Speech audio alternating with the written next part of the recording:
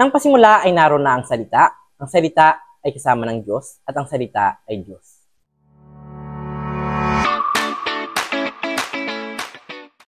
Isang mapagpalang araw sa lahat ng sumusubaybay ng ating programang 24/7 Wow! Words of Wisdom. Ako po si Ezekiel Grumo ng CGM Balete. Madalas kapag tayo ay nagbabasa ng libro, ay may paborito tayong genre.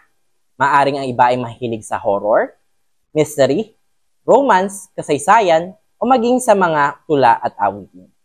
Alam niyo po bang ang lahat ng iyan ay matatagpuan natin sa Biblia? Kung naghahanap ka ng romance, ay makikita mo yan sa aklat ng Genesis. Kung paano naghintay at nagtrabaho si Jacob ng 14 na taon kay Laban para mapangasawa si Raquel.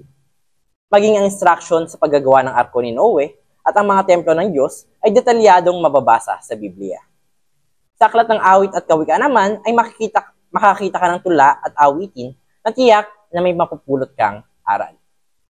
Tunay na ang Biblia ay isang napakagandang libro, ngunit tila hindi natin ito napapahalagahan. Ilang beses mo na bang naulit ang paborito mong libro o teleserye? Pero ang tunay na tanong, nabasa mo na ba ang Biblia mula Genesis hanggang Pahayag? O baka hanggang ngayon ay isa ito sa mga goal mo na nakakailang beses mo nang hindi nagagawa? Ang books ng Matthew, Mark, Luke, and John ay kilala din sa katawagang Four Gospel. Although may pagkakatulad sila, ngunit mayroon ding pagkakaiba kaya dapat natin silang basahin lahat. Ngunit ano nga po ba ang Gospel? Ang Gospel po ay tinatawag na Evangelion sa wikang Griego na nangangahulugang good news o mabuting balita. Yan, paborito po natin yan, good news. Pero kung may good news po, meron din naman pong bad news. Ano po kaya ang gusto niyong unang marinig? Good news o bad news? Yan, hayaan niyo pong simulan natin ito sa bad news para maganda po yung ending natin, good news. Ang bad news po ay lahat tayo ay makasalanan. Ikaw, ako, maging ang ating mga pastor ay makasalanan. Simula noong sumuway sina Eva at Adan sa utos ng Diyos, tayo din ay may minanang kasalanan. Ibig sabihin, simula noong kumagat si Eva at Adan sa bunga ng puno na nagbibigay ng kaalaman tungkol sa mabuti at masama, pumasok na ang kasalanan sa mundo. Pagkasilang pa lang natin ay meron na tayong tinatawag na inherited sin. Sabi sa Roma 5:12, ang kasalanan ay pumasok sa sanlibutan sa pamamagitan ng isang tao, at ang kamatayan ay pumasok sa pamamagitan ng kasalanan. Dahil dito, lumalaganap ang kamatayan sa lahat ng tao dahil ang lahat ay nagkasala. Malinaw po, ang lahat ay nagkasala. Kung pagmamasdan po natin ng maigi ang mundo, ay tunay na pasama ng pasama ang tao. Hindi po itsura ang tinutukoy ko dito, kundi ang kanilang pag-uugali. Nagiging normal na ang kasalanan at isinasawalang bahala na ang salita ng Diyos. Tuwing manonood tayo ng balita, talaga namang makikita natin ang napakaraming krimen na nagaganap minu-minuto at maging ang pagpatay ay nagiging hanap buhay na ng iba. Kaya nga mismong paglabas ng bahay ay kinakatakutan na natin.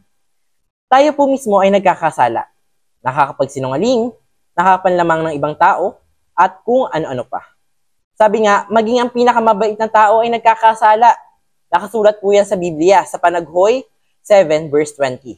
Walang taong nabubuhay sa daigdig na gumagawa ng mabuti at hindi nagkakasala. At dahil nga tayo ay makasalanan, tayo ay patungo sa kamatayan.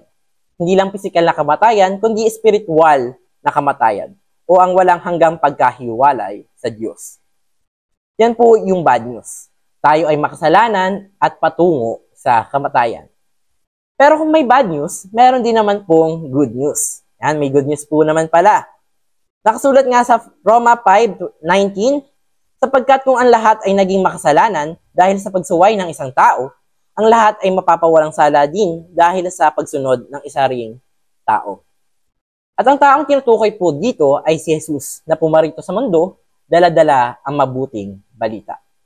Siya ay nagpahayag ng salita ng Diyos sa iba't ibang lugar, gumawa ng himala, nagpagaling, nagpalayas ng masamang espiritu at napakaraming kamangha-manghang mga gawa.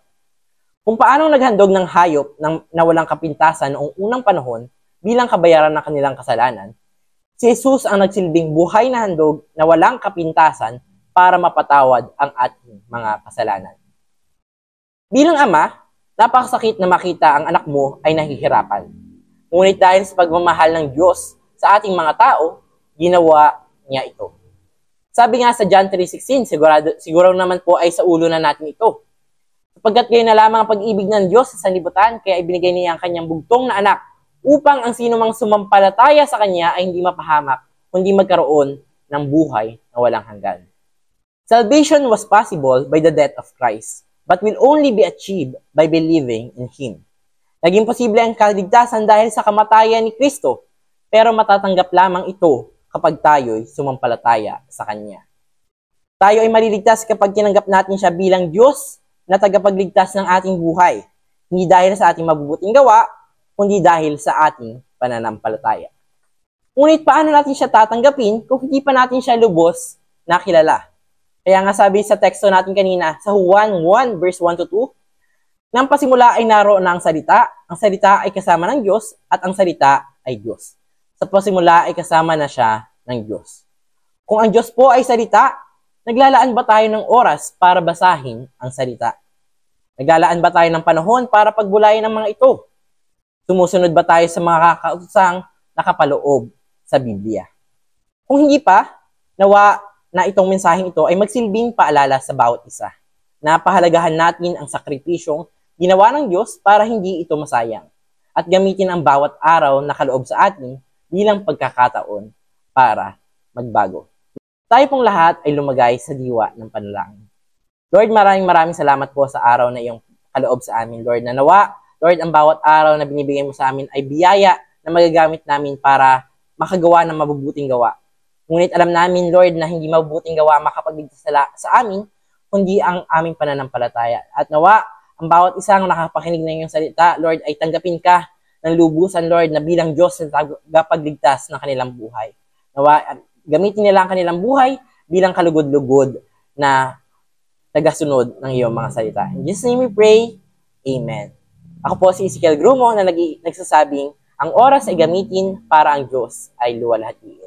Muli, isang mapagpalang araw sa ating lahat.